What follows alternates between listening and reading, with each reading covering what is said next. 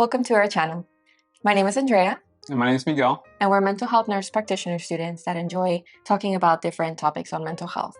And today we're going to be talking about suicide awareness. So we're in the middle of Suicide Prevention Month, and I think it's an important topic to kind of get comfortable with, get comfortable talking about it, get comfortable asking about suicidal ideation.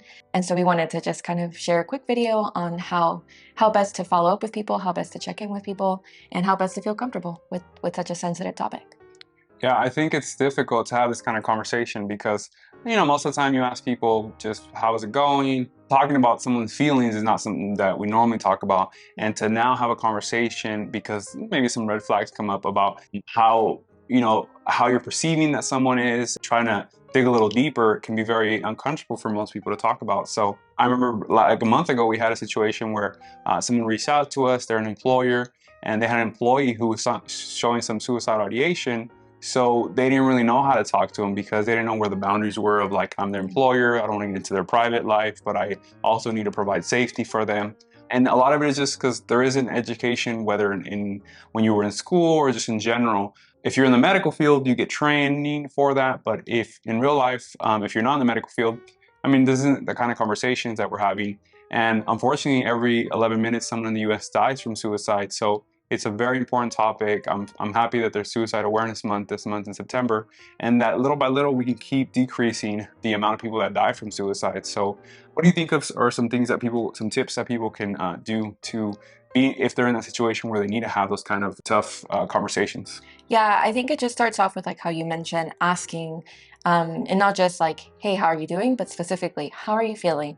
I notice you're withdrawing. I notice things are different about maybe your energy. What's going on? Like, are you having suicidal ideation? Like, kind of more bluntly asking people about the topic.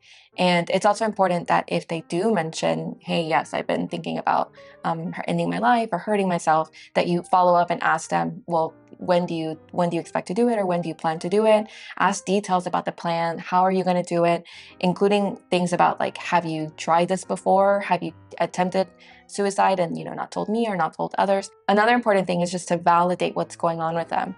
It's important to let them know that you recognize how difficult it is for them to speak up and to talk about such a difficult subject or difficult topic about what's affecting their life and the despair and the hopelessness that they're feeling. That's difficult for anyone to disclose. And so it's important to validate them and make them feel that you recognize how difficult and challenging that is for them.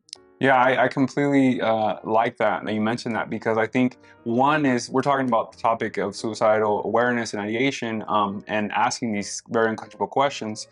It's uncomfortable for the person asking if they're perceived that this person is in deep depression or something could happen. Yeah. But then think about it, it's really difficult for the person to be vulnerable, to mention something.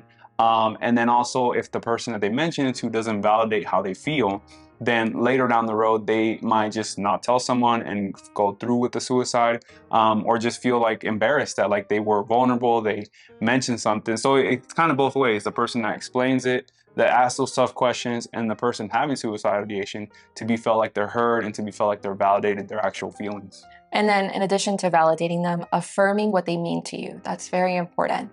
And it could be something like, hey, I know you're going through a difficult time. I know you're experiencing difficult things in your life, but it doesn't change how I see you as a person and how worthy I think you are and how much you mean to me. Just expressing that, I think, is very essential as well, because it validates that they're an important person and that their loss would be a terrible thing to a lot of people.